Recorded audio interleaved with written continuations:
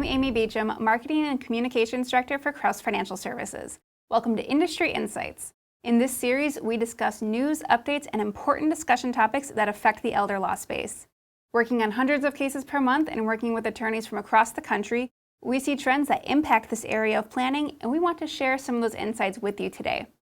Today, we are joined by our Vice President of Sales and Marketing, Thomas Krause. Tom is going to touch on an important issue many attorneys come across when dealing with Medicaid cases. Their client owns an existing annuity that is actually preventing Medicaid eligibility. Thanks for being here, Tom. Thank you for having me.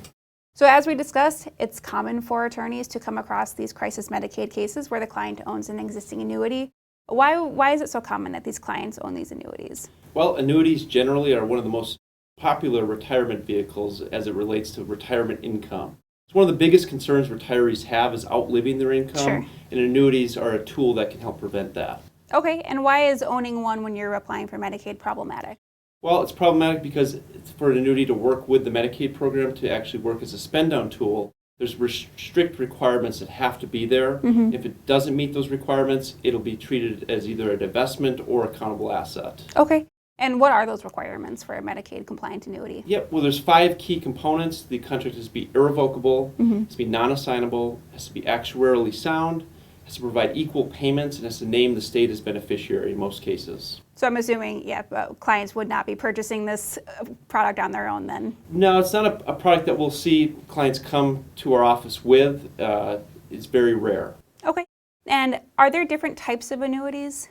Yeah, the 2 most common types that you'll run into are deferred annuities and immediate annuities. And what's the difference between those? A deferred annuity is typically a block of money that's with the insurance company that the client can make contributions to over a period of time, and it's not in payout mode, so it's not making a regular payment, whereas an immediate annuity is a contract that's making regular payments over a duration of time.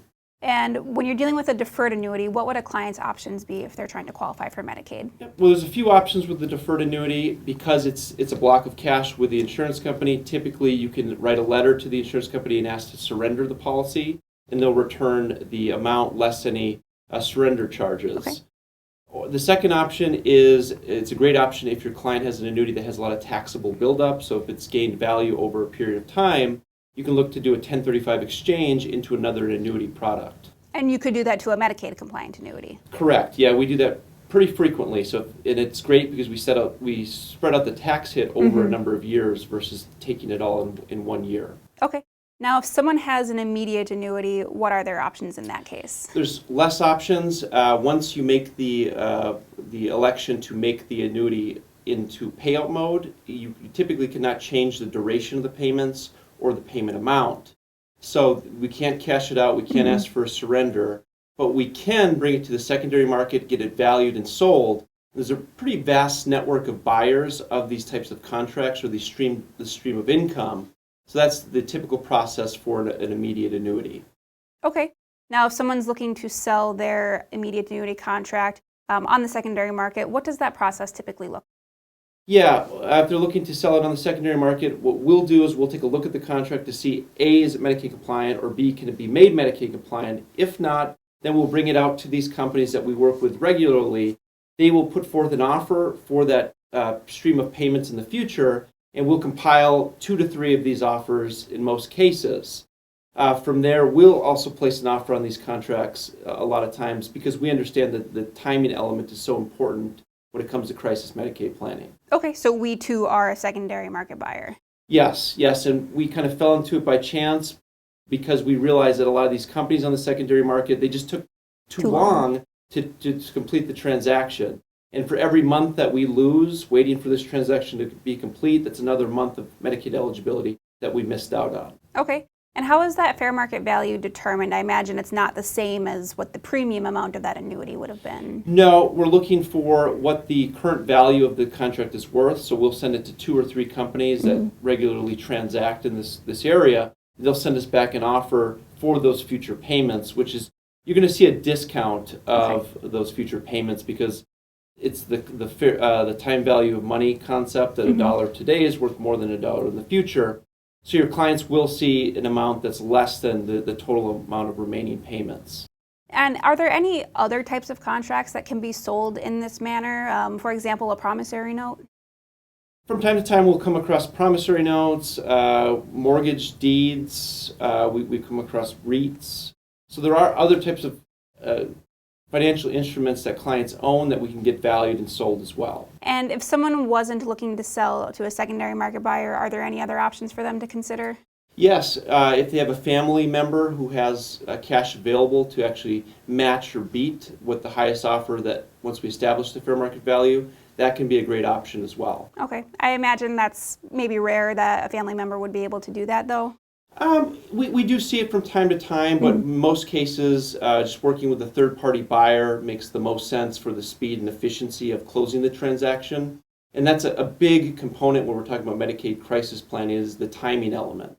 Now, is there a difference or any considerations that clients should keep in mind if they're considering maybe a larger national company that they've heard of or working with us for this process? Yeah, working through us, we're going to actually go obtain multiple offers from some of these companies that you may have heard the jingle on daytime television for, and we'll actually try to find you the best offer. And smaller companies, in a lot of cases, actually offer higher amounts because they're not paying for all the marketing, and et cetera, et cetera. So working through us, we're going to compile a number of offers that then you can make that final decision. And you don't have to be hassled by these companies. They will contact you continuously until you make a decision. So we'll handle that burden for your client. And then you mentioned a timing aspect being really important. Do we offer any advantages there? Yeah, because we understand the crisis planning spend down calendar, we're able to time when your client actually receives the funds to when you're trying to do the spend down process. And we can accelerate it as short as a week, less if needed. Whereas some of these other companies might take a month or more to finalize this transaction. And are there any cases in which an immediate annuity could not be sold on the secondary market?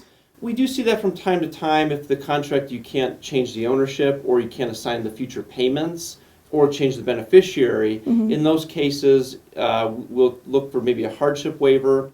The goal is to get the annuity treated as income rather than an asset or a transfer for less than fair market value. Okay.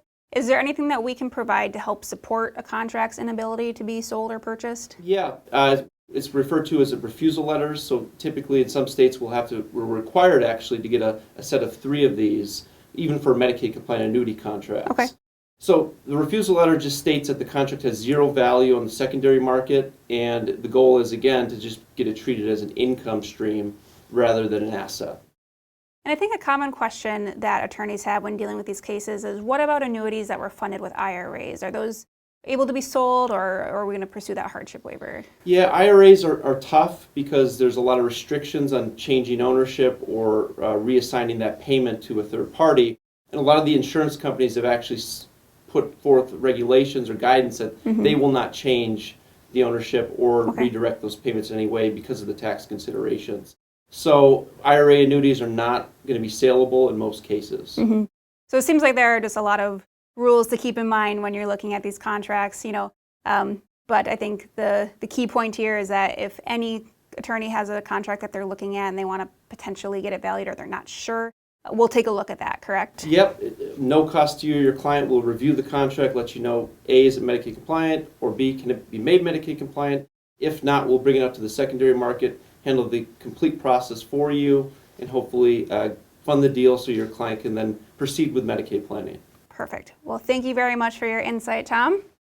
For more information on how existing non-compliant annuities affect your client's plan for Medicaid eligibility, contact our office at 855-552-5893 to speak with Tom and our team of benefits planners. Thanks for watching.